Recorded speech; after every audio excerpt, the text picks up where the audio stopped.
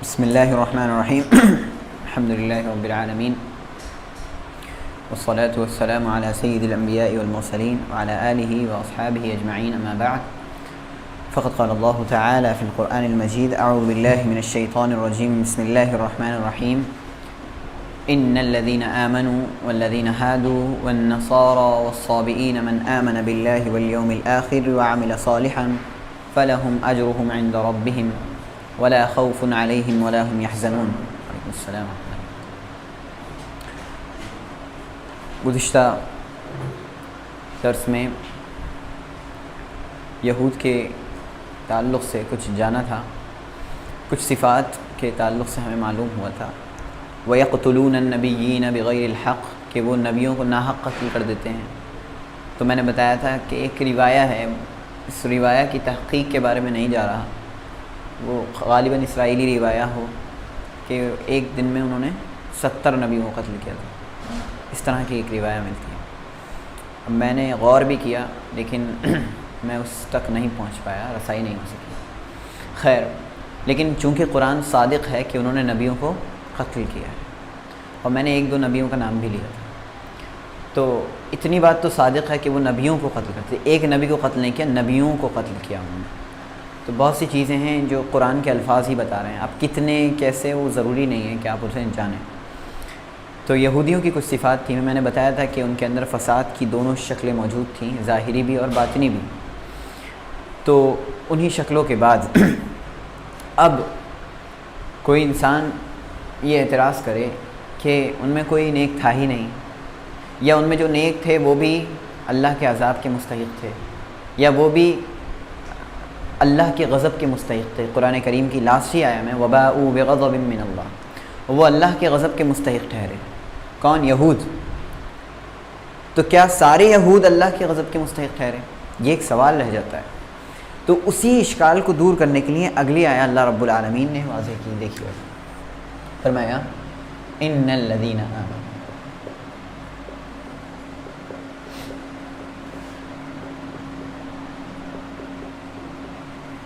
ان مانے بے شک،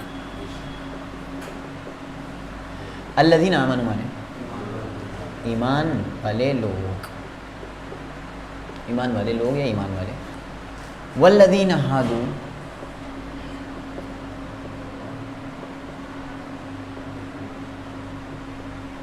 وہ مانے اور، الذین ہادوا مانے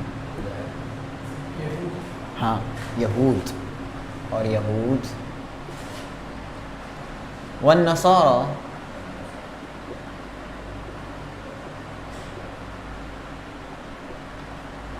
اور نصارہ مانے عیسائی. والصابئین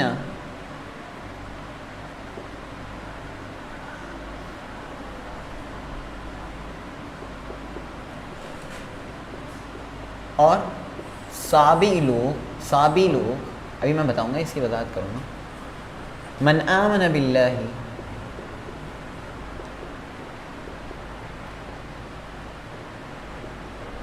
والیوم الآخر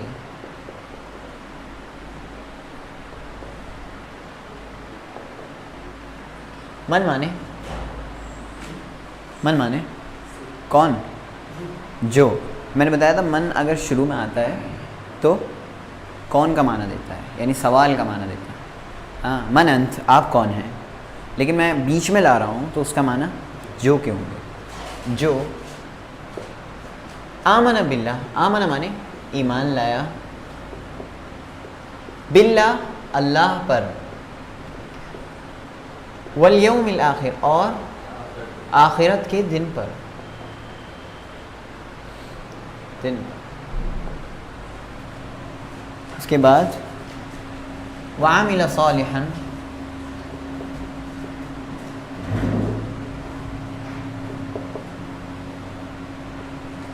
وہ مانے اور، عمل صالحا مانے نیک اعمال کیے اور عمل کیا. نیک کو والا ایسے کہہ سکتے ہیں. فلہم اجرہم،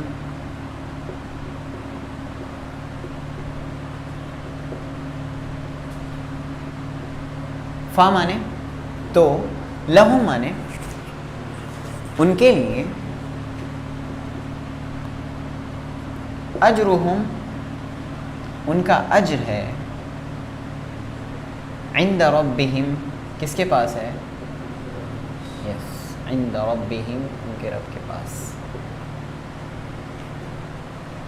عند مانے پاس، ربہم ان کے رب کے. اس کے بعد کیا ہے؟ ولا خوف علیہم ولا هم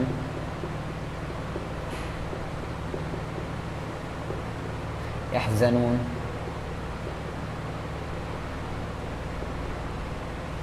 وہ مانے اور، لا خوف علیہم، لا مانے نہیں، خوف کوئی خوف کوئی ڈر، علیہم ان پر، ولا واو مانے اور، لا مانے نہیں، ہم وہ لوگ، یحزنون مانے یحزنون ہاں نہیں، ہاں غمگین ہوں گے،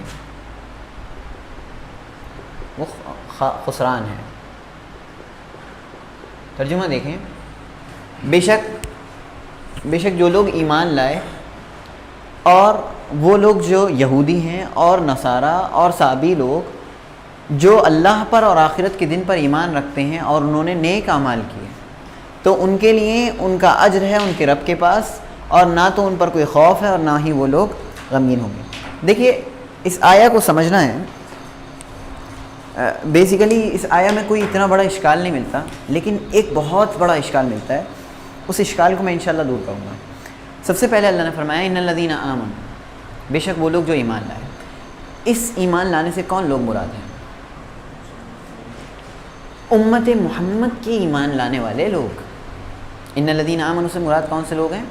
وہ لوگ جو امت محمدیہ میں سے ایمان لائے. ویسے تو ایمان لانے والے، موسیٰ پر ایمان لانے والے بھی ایمان لانے والے، عیسیٰ پر ایمان لانے والے بھی ایمان لانے والے، نوح علیہ السلام پر ایمان لانے والے بھی ایمان لانے والے، سب جن پر ایمان لانے والے سب الذین آمنوا میں آ رہے. لیکن یہاں خاص الذین آمنوا سے مراد کون ہے؟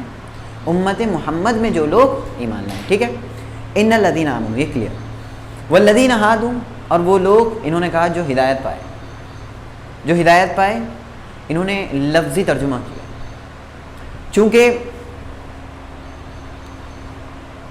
یہود نے کہا تھا انا ہدنا الیک، بے شک ہم آپ کی طرف ہدایت پائے، یعنی ہم آپ کی طرف لوٹ کے آ گئے. چونکہ یہود نے یہ جملے کہے تھے اس لیے انہیں یہود کہا جاتا ہے. اور کہا جاتا ہے کہ ایک حدیث میں نبی صلی اللہ علیہ وسلم نے ارشاد فرمایا تہادو تحابو، آپس میں ہدیے بانٹو، آپس میں محبت تقسیم کرو. تو یہ ہا دال یا سے ہے، ہدایت بھی ہے، ہدیہ بھی ہے، ان سب چیزوں میں. تو چونکہ یہ آپس میں بہت زیادہ محبت کرتے تھے، آپس میں، نبی سے نہیں، آپس میں محبت کرتے تھے، اس لیے یہ کیا کہلا یہود. ایک اور چیز بتائی جاتی ہے کہ یعقوب علیہ السلام کی سب سے بڑی اولاد یہودا، اس کی طرف نسبت کرتے ہوئے انہیں یہود کہا جاتا ہے. یعقوب علیہ السلام کی سب سے بڑی اولاد یہودا کی طرف نسبت کرتے ہوئے انہیں یہود کہا جاتا ہے. کلیئر؟ کچھ بھی ہے، ہیں یہ کیا؟ یہود. اللہ رب العالمین نے انہیں کیا کہا ہے؟ یہود. والنصارى، اور نصارہ یعنی عیسائی. نصارہ کو عیسائی کیوں کہا جاتا ہے؟ عیسائی اگر اردو میں کہہ رہا ہوں تو عیسائی مطلب عیسیٰ کو ماننے والے لوگ، لیکن نصارہ کہا ہے اللہ نے انہیں، عیسائی تو نہیں کہا. عیسائی کہا ان الذین آمنوا والذین ہادوا والعیسائی نہیں، والنصارى. نصارہ کیوں کہا اللہ نے؟ کیونکہ یہ لوگ حضرت عیسیٰ علیہ السلام کے مددگار ثابت ہوئے. حضرت عیسیٰ علیہ السلام نے کہا ان لوگوں سے من انصاری الی اللہ، میرا اللہ کے ہاں کون مددگار ہوگا، اللہ کی اطاعت میں میرا کون مددگار ہوگا، کون ساتھ دے گا؟ قال الحواریون نحن انصار اللہ، حواریوں نے کہا ہم اللہ کے مددگار ہیں. فآمنت طائفۃ من بنی اسرائیل وکفرت طائفہ، تو بنی اسرائیل کا ایک گروہ تو ایمان لایا، ایک گروہ نے کفر کیا. تو جو ایمان لایا ان کی بات ہو رہی ہے یہاں پر. ٹھیک ہے، تو یہود کو یہود کیوں کہا جاتا ہے؟ سمجھ میں آیا؟ نصارہ کو نصارہ کیوں کہا جاتا ہے؟ کیونکہ انہوں نے عیسیٰ علیہ السلام کی مدد کی. ٹھیک ہے، والصابئین، اور صابی لوگ، صابی کسے کہتے ہیں؟ صابی کا اصل معنی ہوتا ہے نکلنا. صابی کا اصل معنی کیا ہوتا ہے؟ نکلنا. چونکہ جب اللہ کے نبی صلی اللہ علیہ وسلم نے جب دعوت دی، لوگوں تک دین پہنچایا، تو جب نبی صلی اللہ علیہ وسلم کے دین کو کوئی بھی اختیار کرتا اسے صابی کہنے لگتے تھے لوگ. ایک شخص ایمان لائے، ان کے پاس ایک شخص گزرا، کہا کہ میں بتوں کی عبادت نہیں کروں گا، تو کہا صبأت، صابی ہو گئے تم؟ کہا لا اسلمت، نہیں میں اسلام لے آیا. تو دین سے نکل کر دوسرے دین میں داخل ہو جانا، اسی کو کیا بولتے ہیں؟ صابی لوگ. صابی کے تعلق سے علماء بہت مختلف ہیں. کچھ کہتے ہیں کہ یہ وہ لوگ ہیں جو ملائکہ کی عبادت کرتے تھے، کچھ کہتے ہیں کہ یہ نصارہ ہی کا ایک گروہ تھا، یعنی عیسائی میں سے ایک گروہ تھا، کچھ کہتے ہیں کہ یہود کا ایک گروہ تھا، کچھ کہتے ہیں کہ ان کا کوئی دین نہیں تھا، یہ فطرت پر تھے، لیکن جب اللہ کا دین آیا تو انہوں نے اسے اختیار کر لیا. جنہوں نے نہیں اختیار کیا تو وہ تو جہنم میں، اور جنہوں نے اختیار کیا ان کا ذکر یہاں پر ہے. تو یہ فطرت پر تھے، ان کا کوئی دین نہیں تھا. بات سمجھ میں آ رہی؟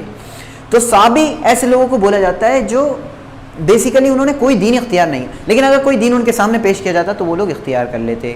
لیکن علماء نے کہا نہیں، یہ بھی پہلے سے ہی کوئی دین اختیار کیے ہوئے لوگ تھے. تو بہت سارے اشکالات ہیں. اتنا سمجھنا ہے کہ صابی کا اصل معنی کیا ہے؟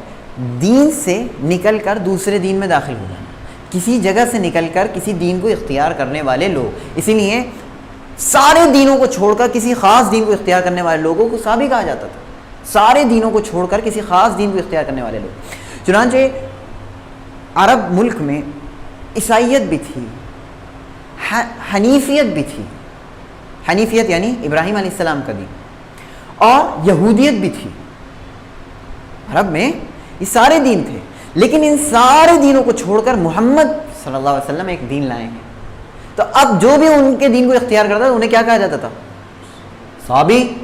تو سمجھیں، تو سارے دینوں سے نکل کر ایک خاص دین کو اختیار کرنے والے لوگوں کو صابی کہا جاتا تھا. تو لیکن ایسا نہیں ہے کہ انہوں نے اس چیز کو قبول کر لیا. وہ کیا کہتے تھے؟ نہیں، ہم صابی نہیں ہیں، ہم کیا ہیں؟ مسلمان ہیں. چونکہ علماء نے کہا ہے کہ یہ لوگ جو تھے انہوں نے فرشتوں کی عبادت شروع کر دی تھی، انہوں نے ستاروں کی عبادت شروع کر دی تھی، تو ان میں تو کمیاں آئی نا، لیکن ایک مسلمان میں یہ چیزیں نہیں آ سکتی. اس لیے جتنے بھی نبی صلی اللہ علیہ وسلم کے پیروکار تھے انہوں نے صابی نام کو قبول، سمجھ میں آ رہی ہے؟ انہوں نے کیوں قبول نہیں کیا؟ کیونکہ اس میں کیا آ گئی تھی؟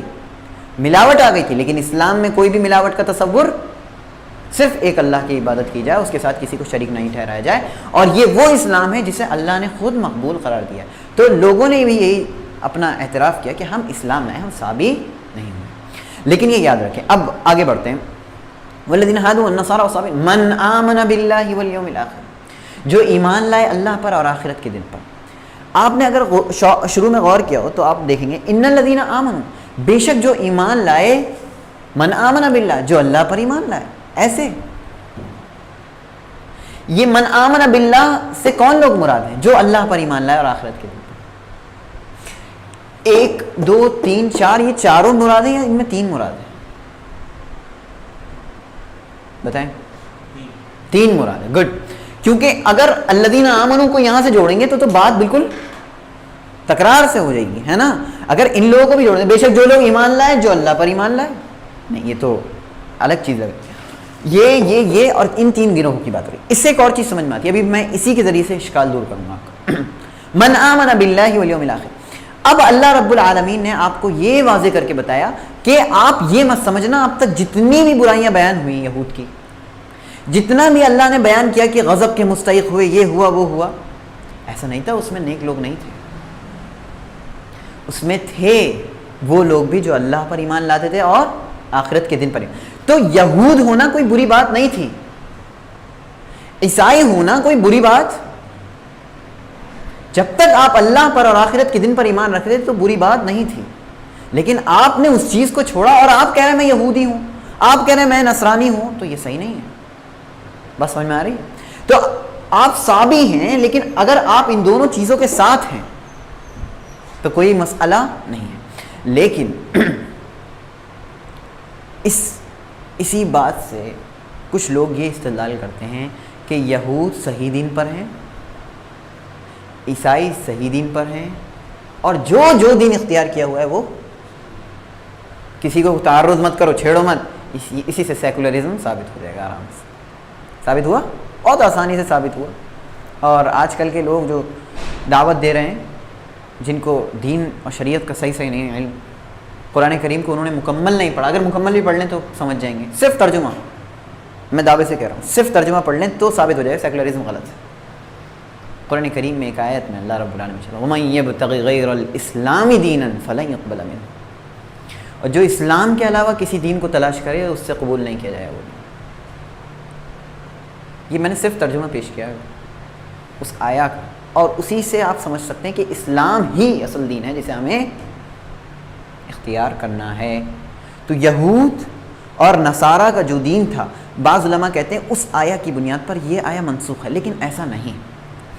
یہاں پر اللہ رب العالمین صرف یہ سمجھا رہا ہے کہ امت محمد کے جو ایمان لانے والے لوگ ہیں وہ اب ایمان لانے، اچھا آپ دیکھیں گے اس میں سب سے پہلے انہی لوگوں کو رکھا ہے یہ بتانے کے لیے کہ اصل ایمان لانے والے یہ لوگ ہیں، تم سب کو بھی انہی کی طرح ایمان لانا ہے. دیکھیے ان سب کو شروع میں کیوں رکھا، کیوں؟ یہ سمجھانے کے لیے کہ اب جو لوگ ایسے ہیں انہیں ان لوگوں کے راستے کو اختیار کرنا ہے. بات سمجھ میں آ رہی؟ تو یہاں پر جن یہود کی بات ہو رہی ہے، جن عیسائیوں کی بات ہو رہی ہے، جن صابئین کی بات ہو رہی ہے، وہ اس زمانے کے لوگوں کے بارے میں بات ہو رہی ہے، آج کے زمانے کے لوگوں کے بارے میں نہیں. اور قرآن کی آیتیں اس بات پر صادق ہیں کہ آج کے زمانے کے لوگوں کے بارے میں وہ باتیں نہیں ہو رہی. میں نے قرآن کی آیت آپ کے سامنے پیش کر دی، سمجھ میں آ رہی بات؟ تو اگر یہ کہنا کہ آج یہ آیت صادق ہے اور یہود بھی صحیح، عیسائی بھی صحیح، وہ ہاں یہود اپنے آپ کو کہیں، عیسائی اپنے آپ کو عیسائی کہیں اور وہ صحیح دین پر ہے، نہیں ہے صحیح دین پر. وہ جب تک اسلام کو اختیار نہیں کریں گے، مسلمان نہیں کہلائیں گے، تب تک وہ صحیح دین پر نہیں ہے. ٹھیک ہے؟ تو یہ اس زمانے کی بات ہو رہی ہے جب وہ لوگ تھے، موجود تھے. اور ہمارے ذہنوں میں جو اشکال پایا جا رہا تھا کہ اس زمانے میں کیا کوئی ایسا نہیں تھا جو اللہ اور آخرت پر ایمان، تو اللہ نے اس چیز کو دور کرنے کے لیے اس آیا کو پیش کیا، اس اشکال کو دور. سمجھ میں آ گئی؟ من آمن باللہ والیوم الآخر وعمل صالحا، اور اس نے کیا کیے؟ نیک اعمال کیے. اللہ پر اور آخرت کے دن پر ایمان رکھنے کے باوجود آپ فوراً جنت میں داخل نہیں ہو سکتے، اللہ یہ کہ اللہ چاہے. چونکہ اللہ پر اور آخرت کے دن پر ایمان ہے تو آپ اللہ کی مشیت کے انڈر میں آ جاتے ہیں. جی اگر نیک اعمال نہیں ہیں تب بھی آپ کے چانسز ہیں ہلکے پھلکے بچنے کے. نیک اعمال بہت ضروری ہے، لیکن اگر نیک اعمال ہیں اور اللہ اور آخرت کے دن پر ایمان نہیں ہے تو چانسز ہیں بچنے کے 0% چانسز ہیں، اور اگر مائنس میں لے جائیں تو اور بہتر ہے. تو اگر آپ جتنے نیک اعمال کر لیں لیکن اللہ اور آخرت کے دن پر ایمان نہ ہو تو وہ سب اعمال اکارت ہیں، بیکار ہیں. ابھی کل میں ایک صاحب کو سن رہا تھا، کہہ رہے تھے کہ کچھ لوگ غیر مسلموں میں سے روزہ رکھتے ہیں، غیر مسلموں میں سے لوگ روزہ رکھتے ہیں، تو ان لوگوں کو یہ سمجھانے کی ضرورت ہے کہ بھائی آپ کا روزہ اس وقت تک کام دہ نہیں ہے جب تک کہ آپ ایمان نہ لے آئیں. بات سمجھ میں آ رہی ہے؟ تو چاہے آپ جتنے بھوکے پیاسے رہ لیں، چاہے کچھ کر لیں، لیکن اگر اللہ اور آخرت کے دن پر ایمان نہیں ہے، اللہ اور اس کے رسول پر ایمان نہیں ہے، اللہ فرشتوں کتابوں پر نہیں ہے ایمان، تو آپ مسلمان نہیں ہیں، اور آپ کا یہ جو بھی مشقتیں برداشت کرنا یہ کوئی فائدہ مند نہیں ہے. اس سے یہی چیز سمجھ میں آ رہی ہے. من آمن باللہ، اور آپ ترتیب دیکھیں گے کبھی بھی ترتیب الٹی نہیں جاتی ہے. من عامل صالحا وآمن باللہ، جو نیک اعمال کیے ایمان لائے، نہیں جو ایمان لائے پھر نیک اعمال کیے. اس لیے جب روزے کا ذکر کیا، ابھی روزے کی بات کر رہا تھا، تو سب سے پہلے اللہ نے کہا یا ایھا الذین آمنوا کتب علیکم الصیام، کہ ایمان جو لائے ہیں ان پر تم پر روزے فرض کیے گئے. اس سے بھی سمجھ میں آتا ہے کہ اللہ نے پہلے ایمان کو رکھا، شرط ہے. سمجھ میں آ رہی بات؟ یہ کلیئر ہے؟ تو ایمان ہے تو نیک اعمال کام دے، ایمان نہیں ہے تو نیک اعمال اکارت اور بیکار ہے. ٹھیک ہے؟ فلہم اجرہم عند ربہم، تو ان کے لیے ان کا اجر ان کے رب کے پاس موجود ہے. لہذا اس سے ایک اور چیز سمجھ میں آتی ہے کہ ثواب اور اجر دینے والی ذات صرف اللہ سبحانہ و تعالیٰ کی ذات ہے، اور حقیقی معنی میں وہی ہے. یہاں اجر سے مراد ثواب ہے، ثواب یعنی بدلہ. اجر کون دیتا ہے؟ اللہ رب العالمین، عند ربہم، اللہ کے پاس موجود ہے. ولا خوف علیہم ولا هم یحزنون، نہ تو ان پر کوئی خوف ہے اور نہ ہی وہ لوگ غمگین ہوں گے. میں نے شاید پہلے یہ آیا ہے خوف کا کیا مطلب ہوتا ہے؟ ڈر. ڈر کس چیز کا؟ اور غم کس چیز کا؟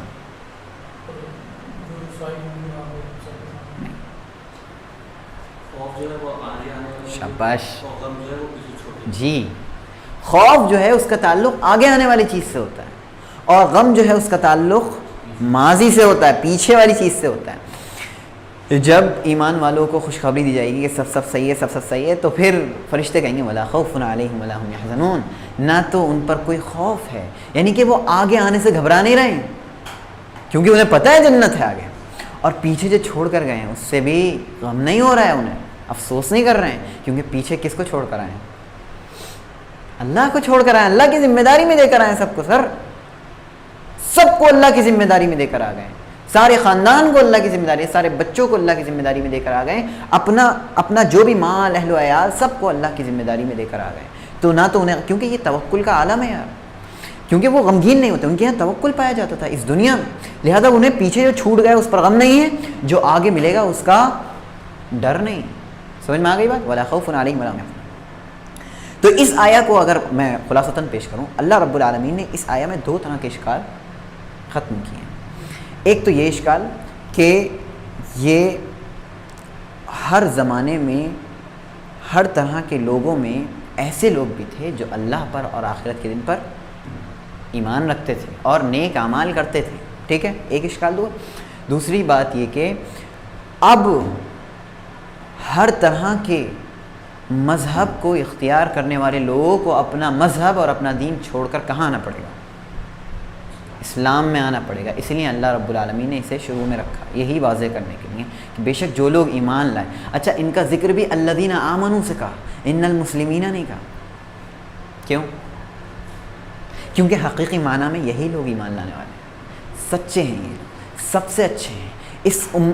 اس دنیا میں آنے والی جتنی امتیں سب میں سب سے صادق جو تھے ایمان لانے والے وہ اس امت کے رہے ہیں. یہ میں دعوے سے کہہ سکتا ہوں، چونکہ اس امت میں جو ایک جماعت موجود تھی جو سب سے بہترین جماعت گزری ہے وہ کون سی ہے؟ صحابہ کرام رضوان اللہ علیہم اجمعین. ٹھیک ہے، آگے بڑھتے ہیں.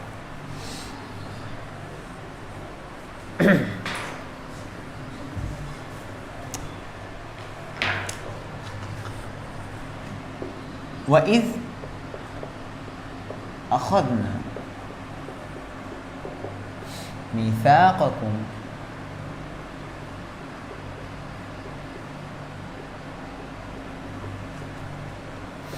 وَرَفَعْنَا فَوْقَكُمُ الطُّورَ.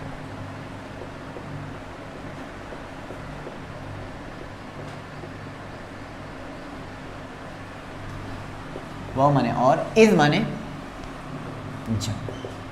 اخذنا ہم نے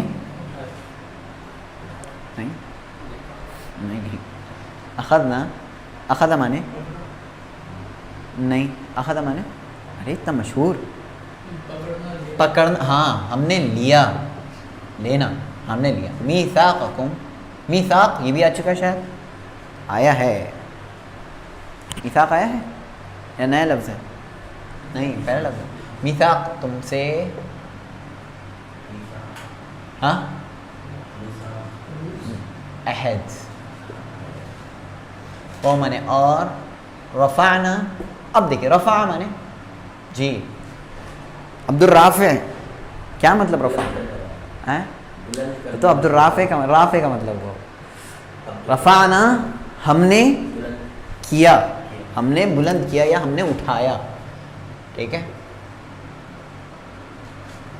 فوقکم، فوقکم تم سب کے اوپر. کیا اٹھایا؟ الطور، طور کو. ابھی میں بتاؤں گا یہ کیا ہے. اس کے بعد خذو ما آتیناکم بقوة واذکروا ما فیہ لعلکم تتقون.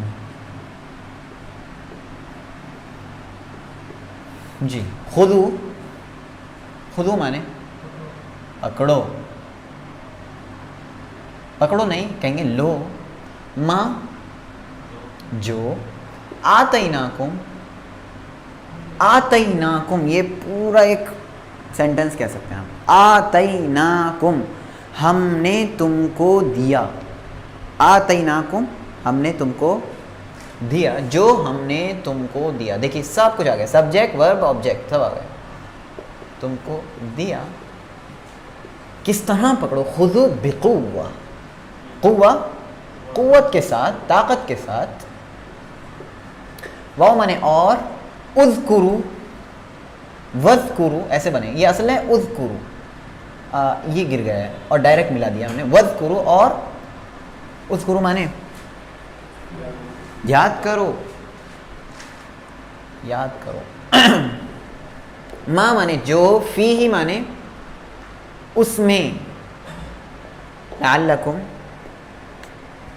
لعلکم مانے یہ آیا ہے تاکہ تم سب تتقون، ہاں تقوی والے بن جاؤ یا تقوی اختیار کرو. ترجمہ دیکھیں، فرمایا وَإِذْ أَخَذْنَا مِيثَاقَكُمْ وَرَفَعْنَا، اور جب ہم نے تم سے عہد لیا، اور یاد کرو اس وقت کو جب ہم نے تم سے عہد لیا اور ہم نے تم پر طور کو اٹھایا. خذوا ما آتیناکم، لو یا پکڑو اسے جو ہم نے تمہیں عطا کیا ہے مضبوطی کے ساتھ، اور نصیحت حاصل کرو اور یاد کرو جو کچھ اس میں ہے تاکہ تم متقی بن جاؤ. یہ بار بار پھنس رہا ہے. دیکھیے اس آیا کو سمجھنے کے بعد، ترجمہ دیکھنے کے بعد ہم تھوڑا سا اس آیا کو تھوڑا سا سمجھ لیتے ہیں. پیچھے سے جو چل رہے تھے ذکر، بنی اسرائیل کو مخاطب کر رہا تھا اللہ، اور بار بار وَإِذْ وَإِذْ وَإِذَا یہی سب چل رہا تھا. ابھی لاسٹ میں جو وَإِذْ گزرا تھا وہ کون سا تھا؟ وَإِذْ قُلْتُمْ یا وَإِذِ اسْتَسْقَىٰ، کون سا تھا؟ وَإِذْ قُلْتُمْ يَا مُوسَىٰ لَن نَّصْبِرَ عَلَىٰ طَعَامٍ وَاحِدٍ، اور جب تم نے کہا کہ ہم ایک کھانے پر صبر نہیں کر سکیں. یہ لاسٹ والا ہوگا. اب دیکھیے ایک اور واقعہ، واقعے کا پہلے پس منظر ہم سمجھ لیتے ہیں. ہوا یہ، مفسرین بیان کرتے ہیں کہ ہوا یہ کہ جب اللہ رب العالمین کے احکام یعنی تورات موسیٰ علیہ السلام لے کر آئے اور 70 آدمیوں کے سامنے اس چیز کو پیش کیا گیا، وہاں بلکہ پہلے تو وہاں پیش کیا تھا بنی اسرائیل کے اندر، تو سب نے انکار کیا، کیسے ہم سمجھ سکتے ہیں آپ یہ اللہ کی طرف سے ہے. تو 70 کو چن کر لے کے گئے تھے کہاں پر؟ طور پہاڑ کے پاس. وہاں اللہ سے مناجات ہوئی تو اللہ نے اپنی آواز بھی سنائی. ہاں پھر بھی وہ لوگ ایمان نہیں لائے. تو پھر انہوں نے کیا جملے کہے تھے کہ ہم اس وقت تک ایمان نہیں لائیں گے جب تک کہ ہم اللہ کو دیکھ نہ لیں، اعلانیہ طور پر. کون ہے یہ؟ ٹھیک ہے ایسے کرتے. تو اللہ رب العالمین کا غصہ وہاں پر آیا اور اللہ نے کیا کیا تھا؟ ان سب کو ایک دم ختم کر دیا تھا. اب موسیٰ علیہ السلام پریشان ہوئے تھے، دعا کی تھی، پھر اس کے بعد انہیں اٹھا دیا. پھر اللہ نے ان سے کہا لو پکڑو، کرنا نہیں لائیں گے، نہیں لیں گے. کہا نہیں لاؤ گے. پہاڑ اٹھا کے ان کے سر پہ کر دیا. پہاڑ اٹھایا ان کے سر پہ، ایسے جیسے سائبان کی طرح لٹک رہا پہاڑ. بعض روایتوں میں آتا ہے پیچھے ان کے ایک سمندر دکھایا، اور آگے آگ دکھائی. پیچھے سمندر کو دکھایا گیا اور آگے آگ کو دکھایا گیا. کہا اب پکڑو.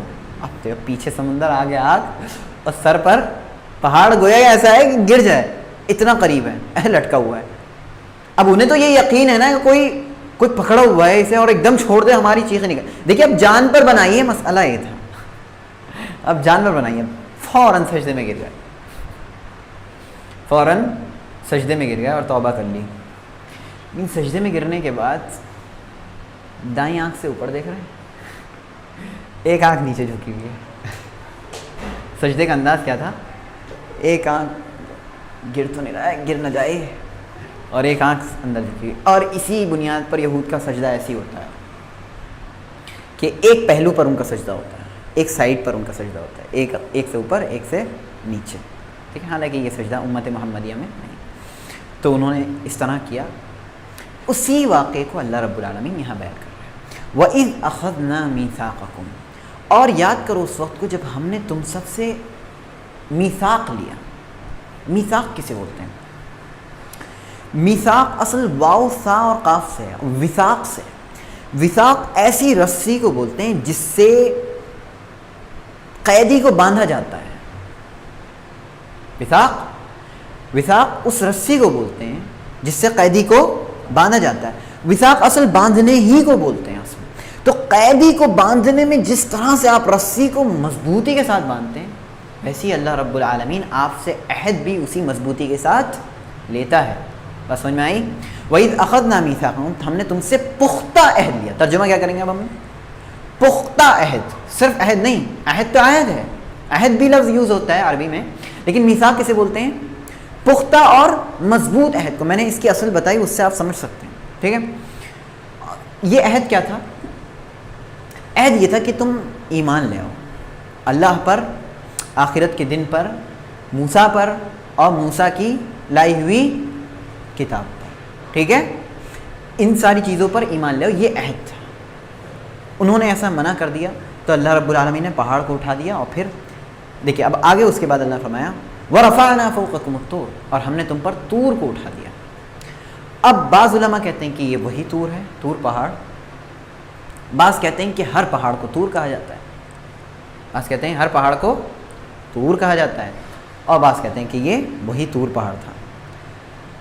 اس چیز کو ہٹا کر ہم اگر غور کریں کہ ان کے اوپر طور پہاڑ کو اٹھا دیا گیا, اس کے بعد وہ لوگ ایمان لے آئے. بعض علماء کہتے ہیں کہ یہ ایمان مکرہ تھا, ایسا ایمان تھا جس پہ مجبور کر دیا گیا. مجبور کیا گیا نہیں کیا گیا, اب لگ رہا ہے نا مجبور کیا. تو کیا ایمان لانے پہ مجبور کیا جا سکتا ہے کسی کو؟ یہ اشکال رہ جاتا ہے. کیا ایمان لانے پہ مجبور کیا جا سکتا ہے کسی کو؟ ایمان لانے میں مجبور نہیں کیا جا سکتا. ہم سب کا جواب یہی ہے. قرآن کریم میں اللہ نے ارشاد فرمایا لا اکراہ, دین میں کوئی زبردستی نہیں. ٹھیک ہے, آپ مجبور نہیں کر سکتے. اس کے بعد اس کے باوجود جب قتال اور جنگ کے بارے میں بتایا جاتا ہے کہ ان کا مقصد کیا ہونا چاہیے, تو ان کا مقصد یہ ہونا چاہیے کہ اعلاء کلمت اللہ ہو, اللہ کا کلمہ بلند ہو, اور جو لوگ شرک میں ہیں وہ ہدایت پر آ جائیں. یعنی جو لوگ برائیوں میں مشغول ہیں, جو لوگ کفر کر رہے ہیں, وہ آپ سے ڈر کر. تو کیا جنگ کیا مجبور کیا جاتا ہے لوگوں کو؟ تو پھر جنگ ہی غلط ہو جائے گی. اگر آپ اسے غلط کہیں گے, اسے مجبور کرنا کہیں گے, تو جنگ بھی کیا ہے؟ مجبور کرنا. اور لا اکراہ, سمجھ میں آئی بات؟ تو جس طرح جنگ کرنا مجبور کرنا نہیں ہے, جنگ کرنا صرف اس لیے ہے تاکہ آپ سمجھ جائیں, تاکہ آپ یہ محسوس کریں کہ اصل پاورفل کون ہے؟ اللہ سبحانہ و تعالی. تو جنگ میں بھی آپ یہی احساس دلاتے ہیں, یہاں بھی اللہ نے اپنی پاور کا احساس دلایا ہے. مجبور کرنا اسے نہ بولے وہ والا مجبور کرنا نہیں. بات سمجھ میں نہیں آئی؟ اطمینان قلب کے لیے پہاڑ کو اٹھایا ہے. اطمینان قلب کے لیے, دل کے مطمئن کرنے کے لیے انہیں کیا کیا نہیں کروایا. سب سے پہلے فرعون سے نجات دلوائی, ہاں, کھانے کے لیے انتظام کرایا, پینے کے لیے انتظام کرایا. یہ سب کیوں اللہ رب العالمین کرا رہا ہے؟ نشانیاں بنا کے. عبرت بنا کر، تاکہ دل مطمئن ہو جائے. اور یہ لاسٹ کنڈیشن تھی جو یہاں دل مطمئن کرنے کی تھی. لاسٹ کنڈیشن تھی کہ بھائی سر پر ہے، موت سر پر ہے، اب ایمان لے آؤ تمیز کے دائرے میں. یہ اللہ کا فضل ہے، احسان ہے، مجبوری نہیں ہے. اگر غور کریں تو اس امت میں جو لوگ ایمان نہیں لاتے، کیا ان کے اوپر اس طرح سے کیا گیا کہ پہاڑ اٹھا کے رکھ دیا گیا اور ایمان لے آؤ؟ تب تو ایمان لے آئیں گے نا وہ. لیکن اس امت پر احسان کیا اللہ نے ایک اور. یہ احسان نہیں ہے، یہ احسان تو ہے کہ باقاعدہ آنکھوں میں دکھا دیا. اچھا مزید یہ کہ اگر کوئی معجزہ دکھا دے اللہ اور اس معجزے کے بعد ایمان نہ لائیں تو پھر عذاب آتا ہے.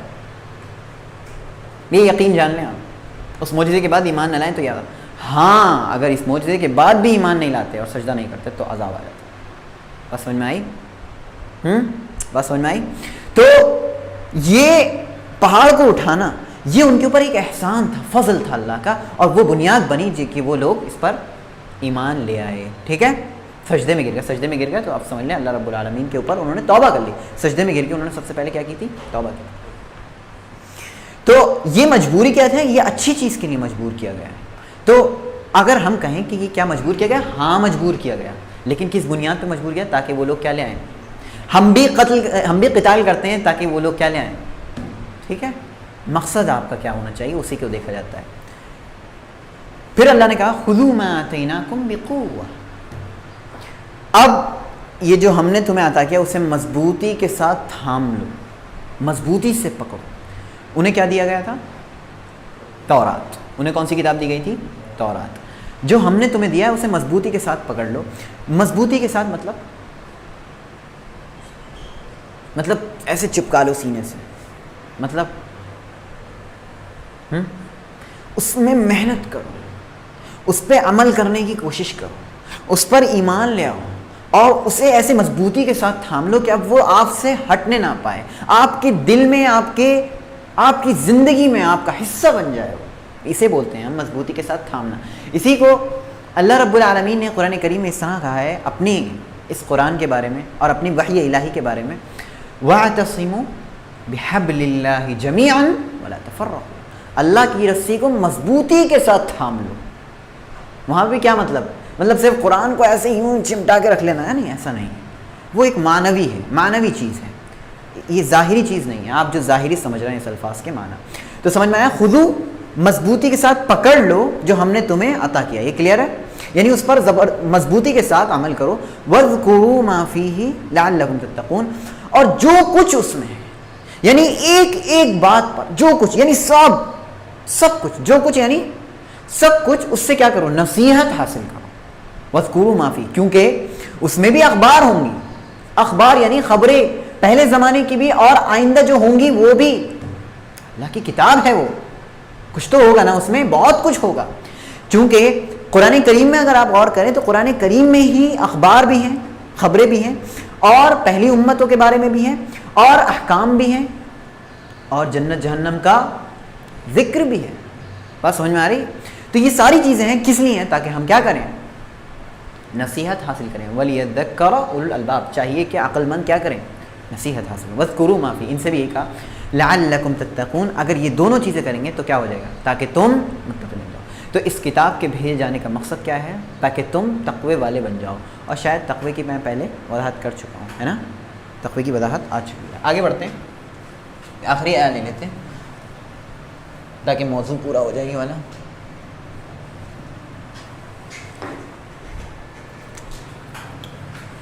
فرمایا ثم تولیتم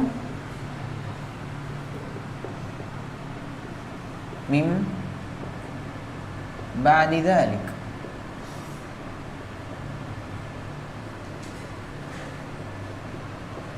فلولا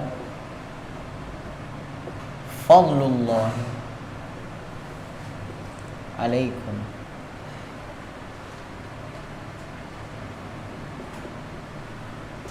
ورحمته لكنتم من الخاسرين.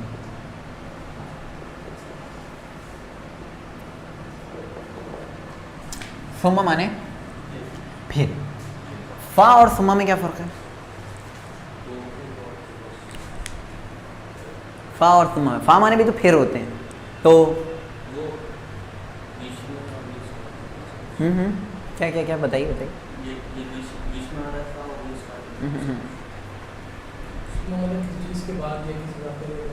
اور فا مانے وہ بھی تو بعد ہی ہوتا ہے، غور کریں گے تو آپ. فا مانے پھر ایسا ہوا، یہ ہوا تو پھر انہوں نے. جی بتائیں فا اور ثم میں کیا فرق ہے؟ دیکھیں شاید میں نے نہیں بتایا ہے اس لیے آپ لوگوں کو یاد نہیں ہے. صحیح ہے، فا مانے بھی پھر ہوتے ہیں، ثم مانے بھی پھر ہوتے ہیں. فا تھوڑا جلدی آ جاتا ہے، جو پھر ہوتا ہے وہ جلدی آ جاتا ہے، ثم تھوڑا لیٹ آتا ہے. ٹھیک ہے، بتایا تھا ثم تھوڑا زیادہ لیٹ آتا ہے، فا تھوڑا جلدی آ جاتا ہے. ٹھیک ہے، ثم مانے پھر. تولیتم، تولیتم مانے تم سب پھر گئے. گڈ، بھائی میں پوچھوں گا یہ کہاں سے لیا آپ نے. من بعد ذالک، من بعد ذالک اس کا پورے کا ترجمہ کرتے ہیں. من مانے سے، بعد مانے بعد، ذالک مانے وہ، اس کے بعد. پھر تم سب پھر گئے اس کے بعد.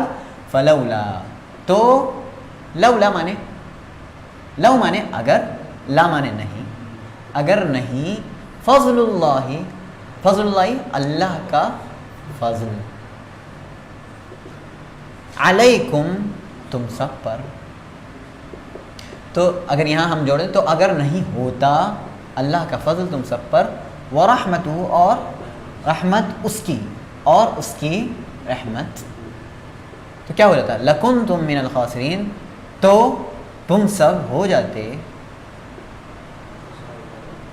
من الخاسرین. من مانے سے، خاسرین مانے خاسرین یعنی نقصان اٹھانے والوں. دیکھیے اس کا معنی ہے نقصان اٹھانے والوں میں سے. دیکھیے یہ آیا، دیکھیے پھر تم سب اس کے بعد پھر گئے. تو اگر اللہ کا تم پر فضل نہ ہوتا اور اس کی رحمت نہیں ہوتی تو تم نقصان اٹھانے والوں میں سے ہو جاتے. اس کے بعد بھی سب کچھ ہوا، پھر سے ثم تولیتم، تم کیا ہو گئے؟ پھر گئے. لیکن یہ فوراً پھرنا نہیں آیا ہے، یہ سمجھ لیں. ایک نبی گزر گئے ہوں گے، اس کے بعد پھرے. موسیٰ علیہ السلام کا انتقال ہوا تھا میدان تیہ میں، بتایا تھا میں نے. وہ جو 40 سال کی مدت میں جو وہ تھے تب ان کا بھی انتقال ہو گیا تھا. اور ہارون علیہ السلام، اس کے بعد کون آئے تھے؟ یوشع بن نون، یوشع بن نون. تو ثم تولیتم، پھر تم سب پھر گئے، یعنی بہت بعد میں تم پھر گئے. اب تولا مانے ہوتے ہیں پیٹھ پھیر کر جانا. اصل تولا کا لفظ جسم کی پیٹھ پھیرنے کے لیے اصل استعمال ہوتا ہے، لیکن پھر بعد میں یہ مقاصد سے پھر جانے کے لیے بھی استعمال ہونے لگا. پہلے اصل دکھتا تھا یہ پھیرنا، تولا مانے کہ بھائی وہ پیٹھ پھیر کر جا رہا ہے. اور اگر آپ حدیث رسول دیکھیں تو آپ کو ملے گا والتولی یوم الزحف، یہ مطلب بہت بڑے گناہوں میں سے ہے. التولی یوم الزحف یعنی جنگ کے میدان میں کیا ہو جانا؟ پھر جانا. جنگ کے میدان سے پھر جانا، واپس ہو جانا، یہ کیا ہے؟ بہت بڑے گناہوں میں سے.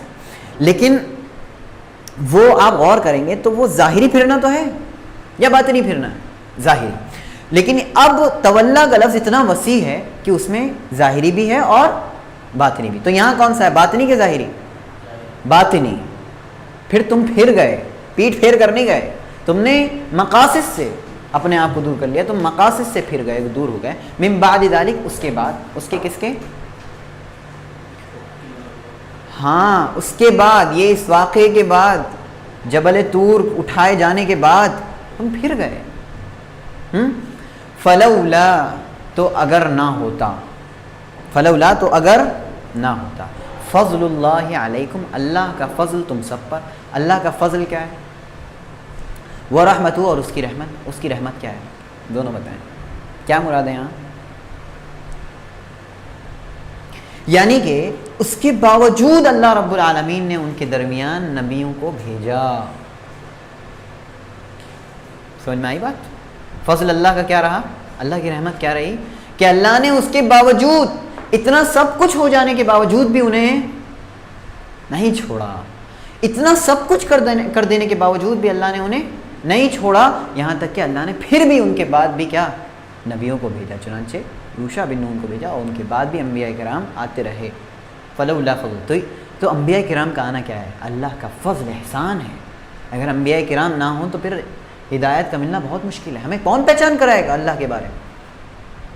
اور ضروری بھی ہے کہ اللہ کا یہ فضل ہم پر ہو, کیونکہ ایک نسل آئے گی وہ یاد رکھے گی, دوسری نسل آ کے وہ بھول جائے گی کون ہے اللہ. معرفت نہیں ہوگی, اللہ کی پہچان نہیں ہوگی, اللہ کے دین کی پہچان نہیں ہوگی. اس دنیا میں آنے کے مقصد کو کوئی نہیں پہچان سکے گا. تو اس مقصد کو پہچاننے کے لیے, اس مقصد کی پہچان کرانے کے لیے اللہ کسے بھیجتا ہے؟ نبیوں کو, رسولوں کو, تاکہ وہ پیغام پہنچائیں, بتائیں کہ بھائی آپ جو آئے ہو اسی مقصد سے, کسی ایسے ہی مقصد سے نہیں آئے.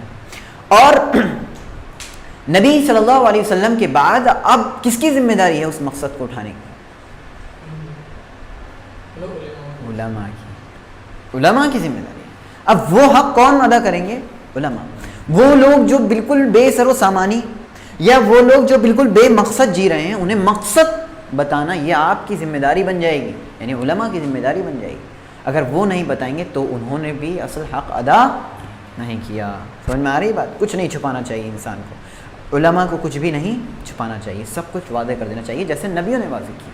ٹھیک ہے, اب ہم اسی چیز کو لے کر آگے بڑھ رہے ہیں. فلولا فضل اللہ علیکم ورحمتہ, اور اس کی رحمت میں اللہ رب العالمین کی ساری چیزیں داخل ہیں. جتنی بھی اللہ کی نعمتیں ہیں اس کے باوجود بھی اللہ نے انہیں نوازا, ان کے اس اتنی ناشکریوں کے باوجود بھی اللہ نے انہیں نوازا. نبیوں سے تو نوازا ہی, اور نعمتوں سے بھی نوازا.